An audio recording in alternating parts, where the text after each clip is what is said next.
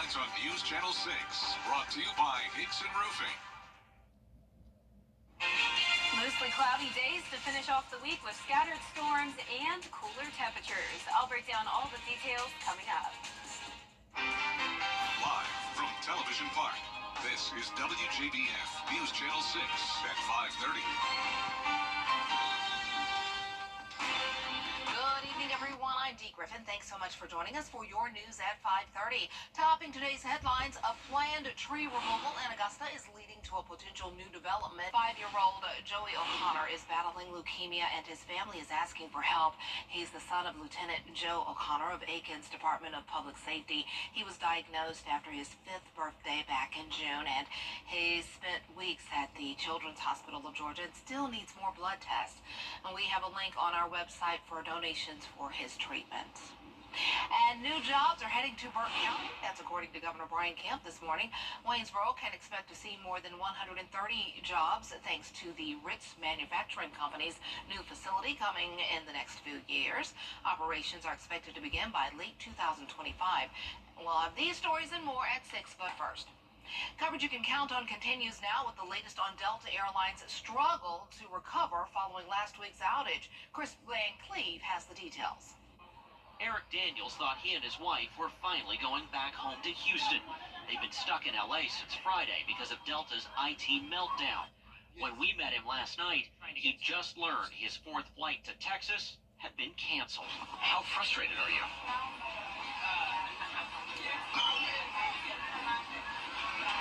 This is crazy. Since the CrowdStrike software outage began Friday morning, Delta has canceled over 5,300 flights and hundreds more on its regional partners, stranding people across the country and around the world. Reliable is not spelled D-E-L-T-A. Airline analyst Henry Hartevelt. Delta likes to invest in things it can show off.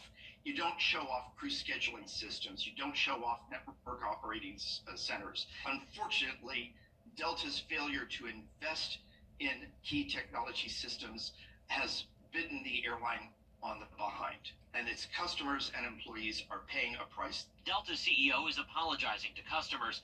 The airline says it's making refunds available and reimbursing eligible expenses like food and hotel accommodations. Delta says one of its critical systems tracking where its crews are is still not fully operational days after the outage, and that's forced their delays and cancellations to snowball. I think I've passed exhaustion and frustration, and now I'm just ready to go home. If you're stuck in this, your options aren't great. You can bear with Delta as they reset the operation, or you can choose to cancel your remaining flight. You'll get a refund for that, but you'll just have to book on another airline. Don't expect Delta to pay the difference. The airline will reimburse for certain expenses like hotels, food, transportation to and from the airport. So save those receipts. You'll be able to submit them online, but those refunds will likely take a few weeks as the focus right now is getting the operation back running. More than a month after a child escaped from an upstate daycare, the Department of Special Services is launching an investigation. The Learning Years Child Development Center in Woodruff has been cited numerous times by DSS since 2022. Now, according to social service records, the facility was consistently cited for lack of adequate staffing, supervision, and record keeping in the last 2 years. It comes on the heels of an incident last month when a child was found running in the middle of the road. So we noticed and just kind of watched him for a second to make sure that the area was safe, that somebody was going to attend to him. No one did, so we did get him to a safe area. We called the police and got him back to where he was supposed to be. And the owner wrote in a Facebook post that she is shutting down the facility, but plans to reopen once she has more staff. Well, time now for a first look at our weather, and here's Chief Meteorologist Jenna Petracci. Jenna. Hey Hey Dee, well I'm watching a little bit of rain on Live Viper 6. You can see definitely nothing significant, not a lot of lightning here, but we did have one cell come through Thompson just a little bit ago, and now it's moving off towards the northeast near Scuffletown and near Ansley Mill along I-20 headed towards Appling. Other than that, it is dry around the metro. We just have additional showers up in Edgefield County. There's Edgefield itself with some light rain around it, and there's Saluda up there also with some light rain, and this is all along Highway 121 in between Johnston and Trenton. But overall, nothing too significant, but you can definitely see the storms out in the distance there. That's actually the rain we were just looking at up in Edgefield County from our Terry Lambert Hyundai Skyview cam at SRP Park. Temperature-wise, we're seeing low to middle 90s and even some 80s. 95 in Barnwell, 93 in Allendale. Aiken, you're at 90 degrees. Wrightsville at 91, but only 85 in Gibson, 86 in Lincolnton, and Edgefield in 88. So a little bit cooler up towards the north in places that had the rain today, and the heat index also reflects that as well. But we are seeing that triple-digit heat down towards the south, feeling like 104 in Bamberg, 102 in Barnwell and Allendale, and 101 in Millen. Winds are coming in from the south, still a warm breeze at 9 miles per hour in Augusta, 10 in Aiken.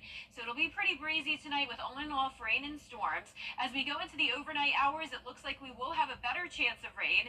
So keeping that chance of rain in place for now, but then say once we get to around midnight, that's when we'll have more widespread showers and even more rain all the way throughout the weekend as well. I'll break down all those details coming up shortly, but back to you, Dee. All right, thanks so much. We'll see you then. In the West, dangerous heat is prompting excessive warnings in several major cities. This is wildfires are raging. Jacqueline Lee with more.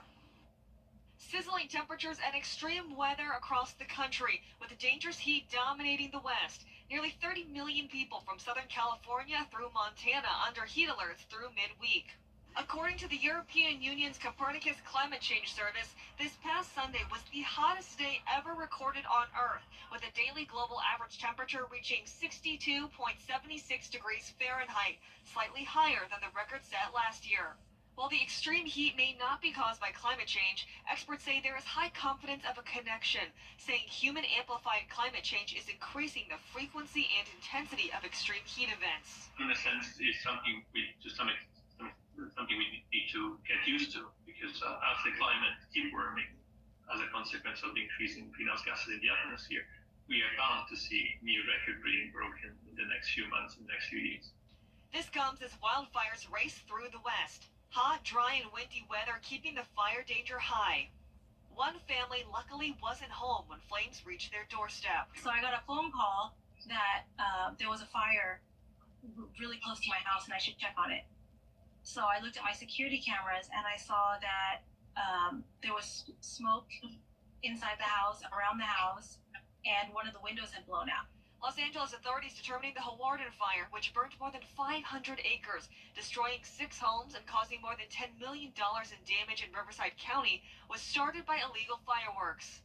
We have challenges of obviously the normal conditions we have in California: dry brush, hot weather, and then obviously the topography that was associated with us. And back to the extreme heat, even portions of Alaska are impacted. Highs forecasted to hit 90 degrees in Fairbanks on Wednesday, which is 15 to 20 degrees above normal for them. Jacqueline Lee, ABC News, Los Angeles. Former President Donald Trump will be holding a round. Let's look at the Olympics and the latest in streaming news. We have this and more. What's trending next? And I'm going with a 60% chance of rain over the next 3 days, along with mostly cloudy skies. And check out those temperatures. We'll finally see highs in the upper 80s for these last few days of July. Details coming up. Shut up! Book direct flights to Washington, D.C. at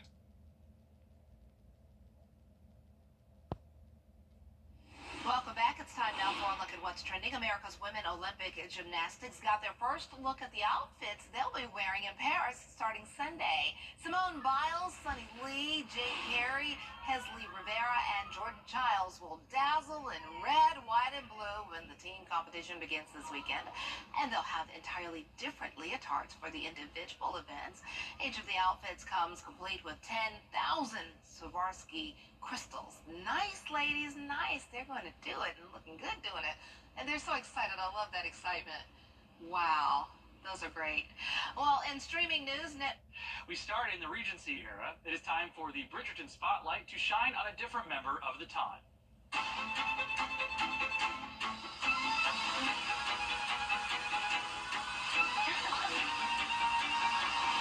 I'm honored to accept your acceptance. It feels right now that the next thing may change me entirely.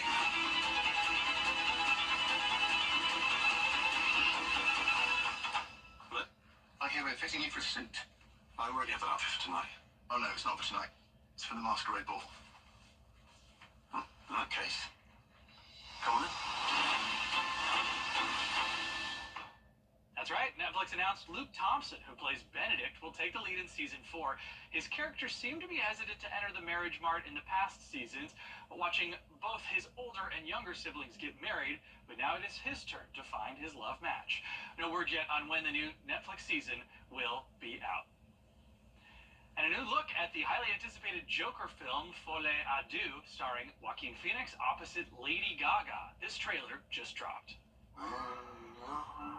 very interesting. I had to move closer to the camera to see the actual trailer. That might be one to watch. It looks like it might be pretty good. Well, let's see if the weather's going to be pretty good as well, because we have Chief Meteorologist Jennifer Tachi in with a look for us. I like this cooler. Okay, I'll take the weather as long as we get cooler, but Jenna has your full forecast coming up after this break. Stay tuned.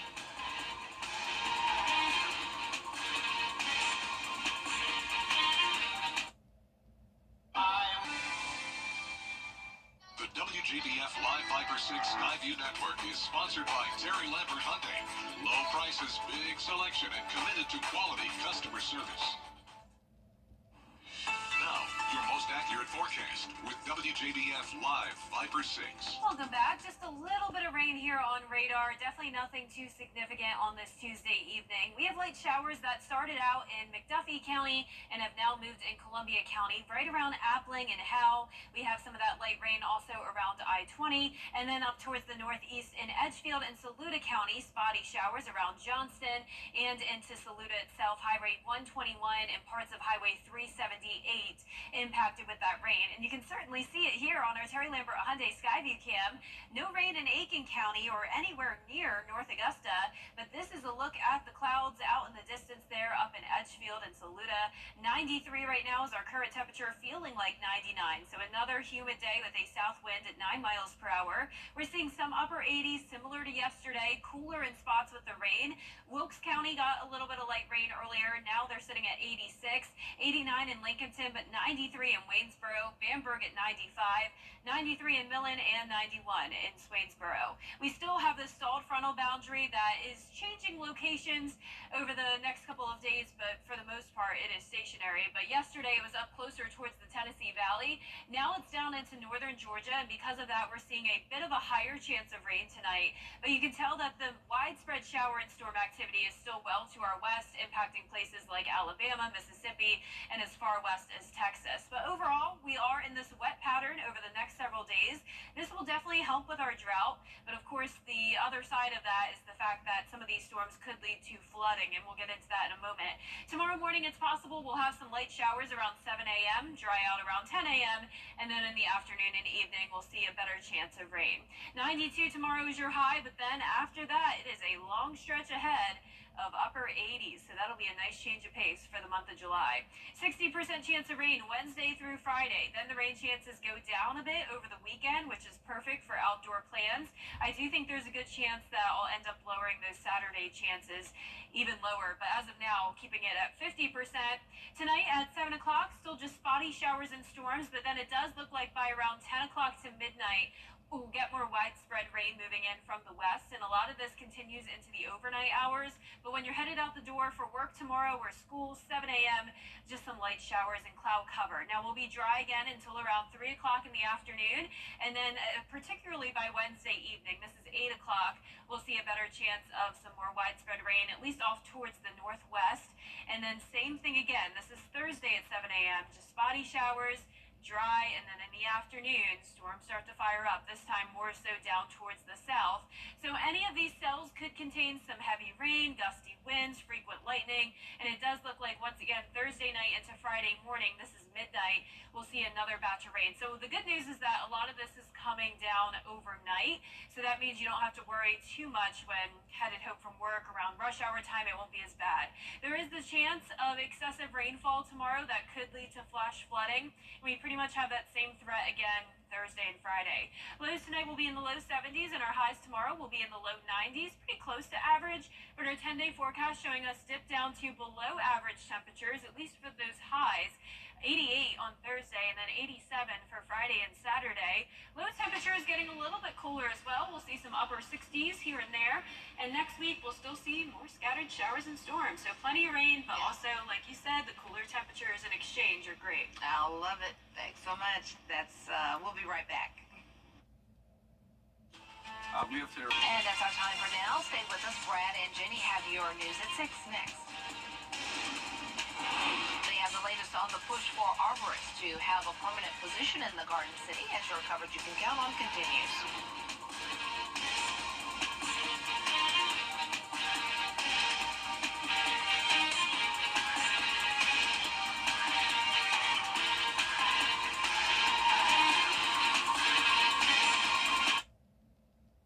Weather headlines on WJBF News Channel 6. Brought to you by Hickson Roofing. If your roof needs fixing, call Mr. Hickson. Pick your car, pick your payment.